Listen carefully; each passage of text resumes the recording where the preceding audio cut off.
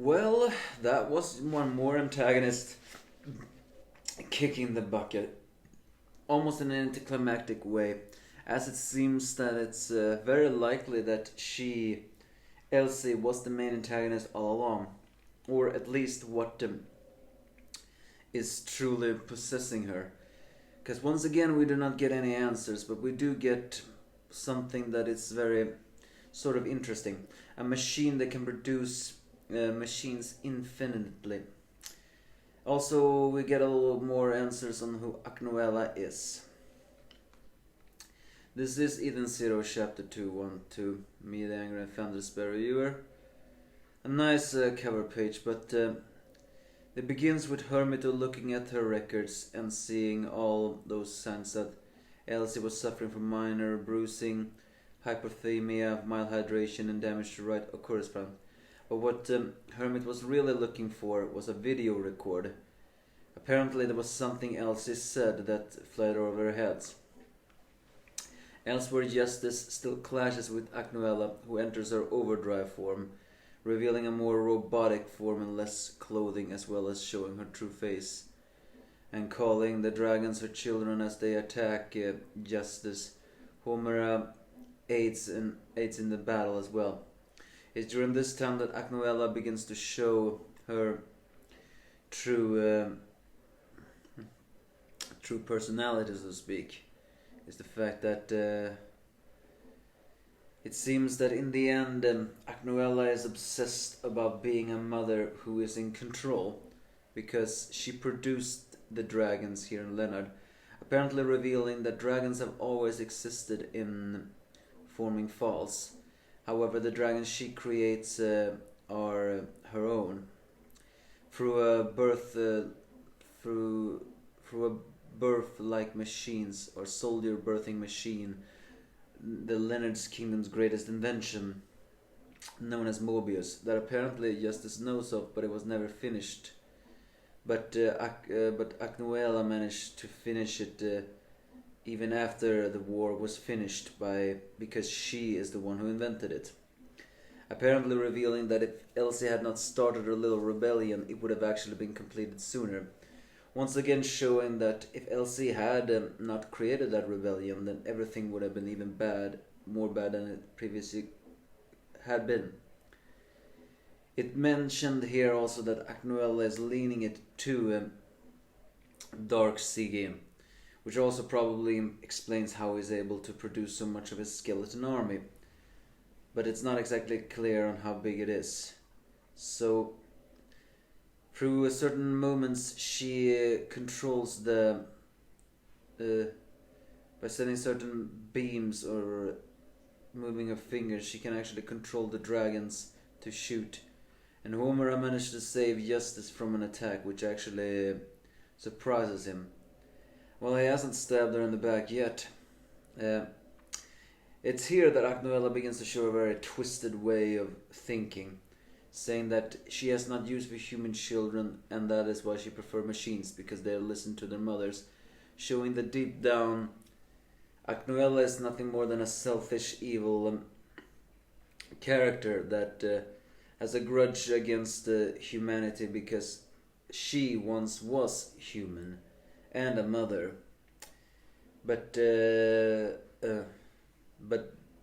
as we know, that child didn't listen to her. Therefore, she forsake her human identity and became the mother of dragons, because the dragons she creates obey only her. She is a mother with controlling issues. And why is that? Well, it turns out it's because her real identity is actually the Queen of Leonard.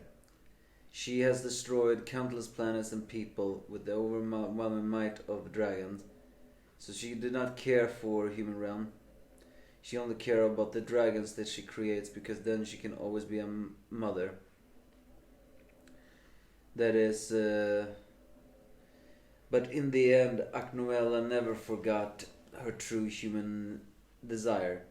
If the words are true and the royal family of Elsie created a war because they wanted something, then Acnoella never really forgot that. Her true identity is uh, is Queen Shayla Leonard, Elsie's mother, who forsake her human identity and became a machine and produced man-made dragons only because, well, she wanted to control them and she always wanted to overcome that. But just as she reveals that, however, she gets cut in half by Elsie, noted from her down from her crotch sign up until her high end, and Elsie, without any hesitations, then destroy her Acnoella's body, as well as saying that she knows that Acnoella was her mother.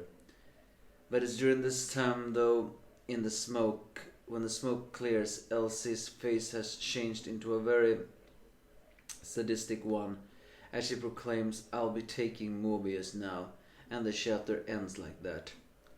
So what do I think of Acnoella? Well, again, I just don't like the fact that there's something in this arc that just feels so incredibly rushed. Not to mention, it feels like so many things are... I mean, it's part of his mantra to do things like rushing, so you just have to accept that, but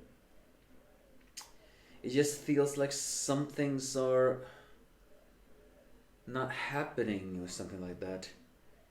Potentiality is being wasted completely, and again, that is Hiromashima's stick. But even I am beginning to reach my little limit that some things happen here.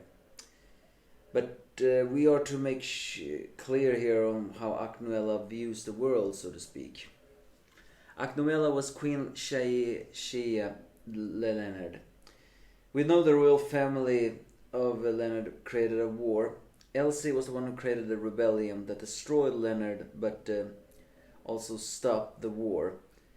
The queen somehow survived, and frustration over her child turning against her, she not only turned herself into a machine, she returned to Leonard's destroying fields and completed the Mobius project. And by that she produced dragons that she controls, because now she's always in control. And for always having her ambition of war of conquest, she laid waste to everything else. But then she lost the feeling of humanity, because humanity was wasteful. But in the end, all she wanted was power, conquest, and control. That is Acnoella's true character. But she was slayed by her daughter Elsie, who now says that she wants the Mobius. Why does she want that? Well, if Elsie really is the big bad now, or more likely if she is affected by the big bad, it's likely the big bad have wanted Mobius all this time, producing machines infinitely. Yeah, something like that can be dangerous. But you give me your thoughts if you have any.